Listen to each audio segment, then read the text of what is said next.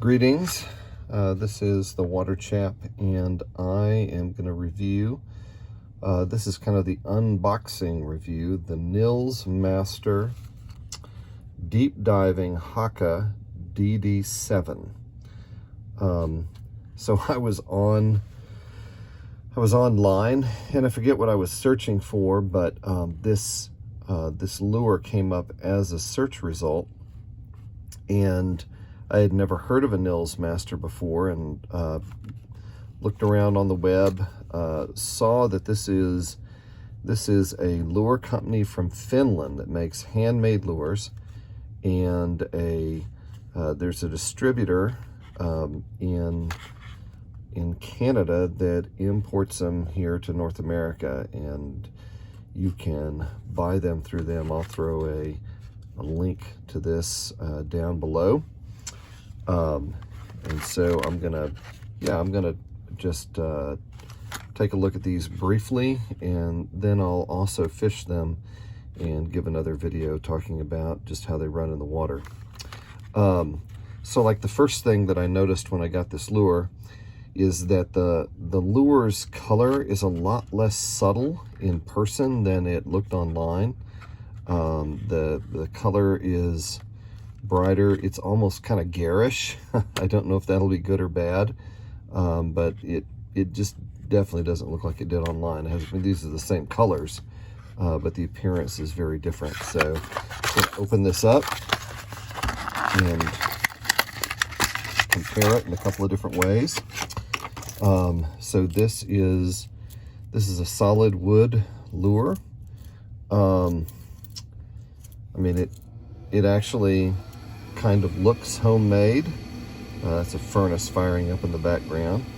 As far as the color scheme goes, I don't know if this would be good or bad. Certainly doesn't have that polished look that you would see on most mass-produced lures, and certainly doesn't have the polished look that you would see on like a marling bait lure. It's doesn't look great. Might work great, doesn't look so. Has a very wide bill. I guess that'll be super sturdy. Let's see if we can compare it to a Strike King. This is a 5XD, which you can see kind of how the color on that looks very different. It's more of a simple profile.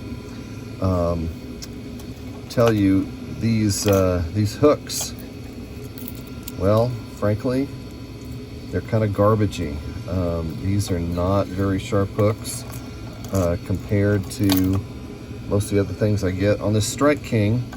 The original hooks, they weren't great, but I mean, they weren't horrible. I've replaced them. I think I have a Gamakatsu in the front and an owner in the back. These are very sharp, even though they've been banging around in my tackle box. These kind of look like, I don't know, I'm not even sure they're steel. Maybe these are aluminum hooks. These are not great hooks, so I'm definitely going to replace them before I fish this thing. You can tell it's handmade.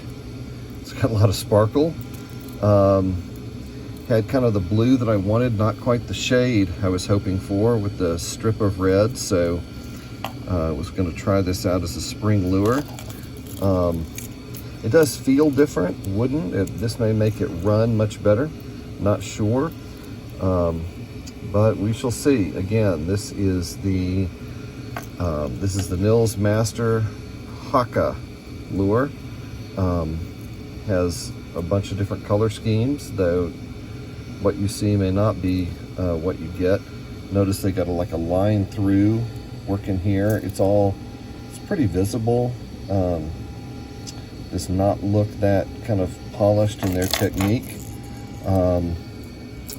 Yeah, I mean, this is like far more polished, is mass produced, so we'll see. We'll see if the Nils Master Haka does any good on the Tennessee River system. Well, I mean, just kind of an overall, so far, I'm not super impressed for a lure that basically costs the same as a megabass lure. I'm assuming that if they didn't have to import it from Finland, it wouldn't be anywhere near as expensive. Yeah, maybe these shouldn't all be handmade. Not sure.